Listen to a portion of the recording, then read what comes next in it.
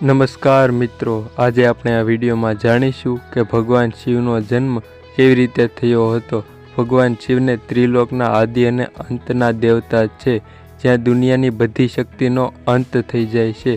શું મિત્રો તમને ખબર છે કે ભગવાન શિવનો જન્મ કેવી રીતે થયો હતો? તેમના માતા પિતા કોણ હતા? તેમનું શું નામ હતું? તે બધા જ પ્રશ્નોના જવાબ આપણે આ વિડીયોમાં મેળવીશું। તેમણે કોની પાસેથી શિક્ષા પ્રાપ્ત કરી હતી અને કોને શિક્ષાનું દાન આપ્યું હતું? સૌપ્રથમ આપણે ભગવાન શિવના જન્મ સાથે જોડાયેલ પહેલી શિવપુરાણની લોકપ્રિય વાર્તા વિશે વાત કરીશું। શિવપુરાણ અનુસાર ભગવાન શિવને સ્વયંભૂ માનવામાં આવે છે, એટલે કે ભગવાન શિવનો જન્મ સ્વયં થયો હતો। એથી તેમના કોઈ માતા પિતા નથી, એટલા માટે ભગવાન શિવ 5 તત્વોથી પણ વિશેષ છે, જેનાથી તેમના મૃત્યુનો કોઈ ડર નથી અને તેમનું મૃત્યુ પણ કોઈ દિવસ થઈ શકતું નથી। હવે મિત્રો વાત કરીએ કે વિષ્ણુ પુરાણમાં જણાવેલ ભગવાન શિવના જન્મ વિશેની એક વાર્તા। વિષ્ણુ પુરાણમાં એવું જણાવવામાં આવ્યું છે કે વિષ્ણુ ભગવાનના માથામાંથી નીકળતા તેજમાંથી ભગવાન શિવનો જન્મ થયો હતો અને વિષ્ણુ ભગવાનના નાભિના તેજમાંથી કમળ પર બિરાજમાન બ્રહ્મદેવનો જન્મ થયો હતો। જ્યારે બીજી બાજુ વિષ્ણુ ભગવાનના જન્મ વિશે શિવ પુરાણમાં જણાવ્યું છે। એક વખતની વાત છે, ભગવાન શિવ તેના પગ ખંજવાળી રહ્યા હતા અને ઘૂંટણના મેલમાંથી શ્રી વિષ્ણુ ભગવાનનો જન્મ થયો। જો આવું થયું હોય છે તો વિષ્ણુ પુરાણ અને શિવ પુરાણ બંને એકબીજાથી અલગ છે। આ કથા ઉપરાંત ભગવાન શિવની બીજી પણ એક કથા પ્રખ્યાત છે। એક સમયની વાત છે, જ્યારે વિષ્ણુ ભગવાન અને બ્રહ્મદેવ એક વાત વિશે વિવાદ ચાલ્યો હતો કે આ સંસારમાં સૌથી મહાન કોણ। તેમાં જ્યારે ભગવાન વિષ્ણુ અને બ્રહ્મદેવનો વિવાદ ચાલી રહ્યો હતો, ત્યારે એક સળગતા થાંભલામાં મહાદેવ તેમની વચ્ચે આવ્યા હતા। મિત્રો, તેઓ બંને આ રહસ્ય સમજી શક્યા નહીં। ત્યારે ત્યાંથી અવાજ આવ્યો કે જે આ થાંભલાનો છેડો ગોતી લેશે તે આ સંસારમાં સૌથી મહાન છે।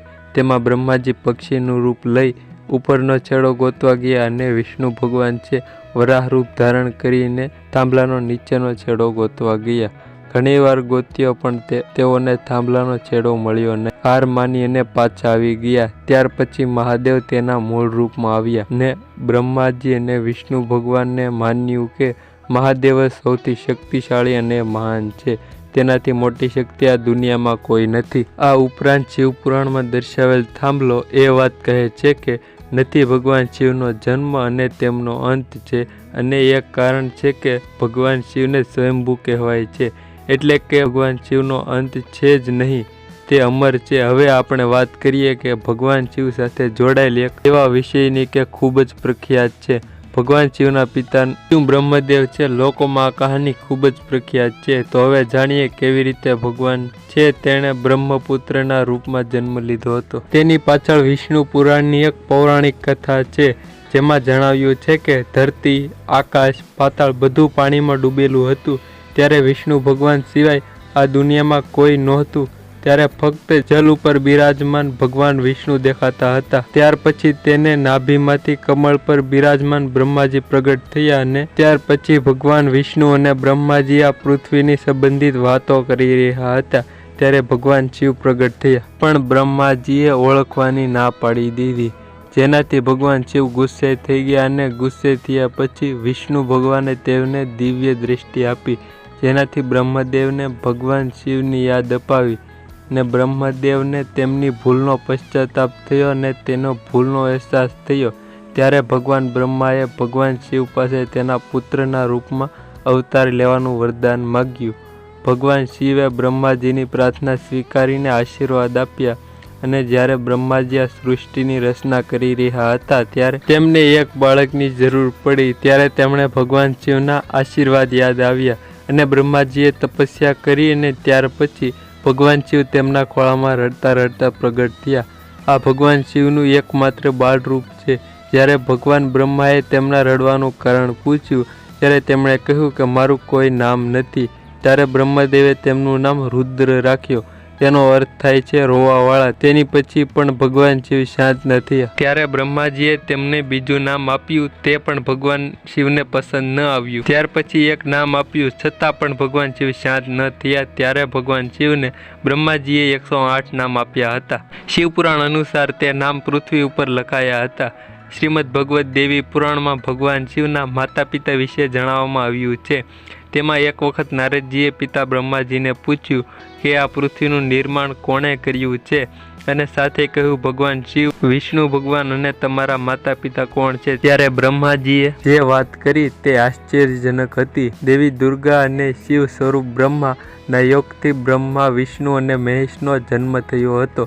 એટલે પ્રકૃતિનું રૂપ લઈ માં દુર્ગા જ અમારી માતા છે. બ્રહ્મા એટલે કાલ, સદા શિવ અમારા પિતા છે. ઉપરાંત દેવી ભાગવત પુરાણમાં ભગવાન વિષ્ણુ અને બ્રહ્માના ઝઘડા વિશેની એક કથા છે, જેમાં બ્રહ્માજી અને વિષ્ણુ ભગવાનનો ઝઘડો થયો અને વાદ વિવાદ પણ થયો હતો. ત્યારે બ્રહ્માજી બોલ્યા કે હું સર્વ જગતનો પિતા છું, અને ત્યારે વિષ્ણુ ભગવાન બોલ્યા તમે મારા નાભીમાંથી નીકળ્યા એટલે હું તમારો પિતા છું. ત્યારે સદાશિવ ત્યાં પહોંચ્યા અને કહ્યું કે પુત્રો, મેં તમને સંસાર બનાવવાનું અને સંભાળવાનું એ 2 કામ આપ્યા છે. અને બધી વાત કરી ત્યારે બ્રહ્માજી અને વિષ્ણુ ભગવાન સમજી ગયા કે ભગવાન શિવથી મોટું શક્તિશાળી આ દુનિયામાં કોઈ નથી. અને ત્યાર પછી ભગવાન શિવને પ્રણામ કર્યા અને તે ત્યાંથી ચાલ્યા ગયા.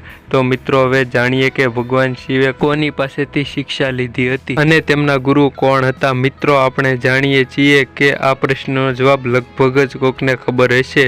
ભગવાન શિવને જ આ સંસારના ગુરુ માનવામાં આવે છે, જેમણે આ સંસારના ગુરુ શિષ્યની પરંપરાની શરૂઆત પણ કરી હતી. હવે પ્રશ્ન એ છે કે ભગવાન શિવ કોના ગુરુ છે? હિન્દુ ધર્મના ગ્રંથ કહે છે કે ભગવાન શિવ અને બ્રહ્માજી એ આ સંસારના પહેલા ગુરુ છે, અને તેમણે જ શિષ્ય ગુરુની પરંપરાની શરૂઆત પણ કરી હતી.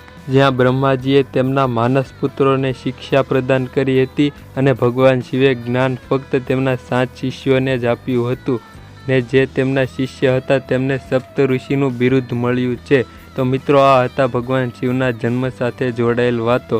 તો તમને આ વિડીયો કેવો લાગ્યો તે કોમેન્ટ કરીને જણાવી દેજો. અને અમારી ચેનલ પર નવા અને પહેલી વાર હોવ તો ચેનલને સબસ્ક્રાઈબ કરતા જજો અને નોટિફિકેશન ઓન કરી દેજો, જેથી અમારો કોઈ પણ આવો નવો કે માહિતીપ્રદ વિડીયો આવે તો તે તમને સૌથી પહેલાં મળતો રહે. અને થેન્ક્સ ફોર વોચિંગ. છેલ્લે સુધી જોવા બદલ આભાર મિત્રો, અને મળીશું કોઈ નવા ટોપિક કે વિડીયો સાથે. ત્યાં સુધી બધાને બાય બાય.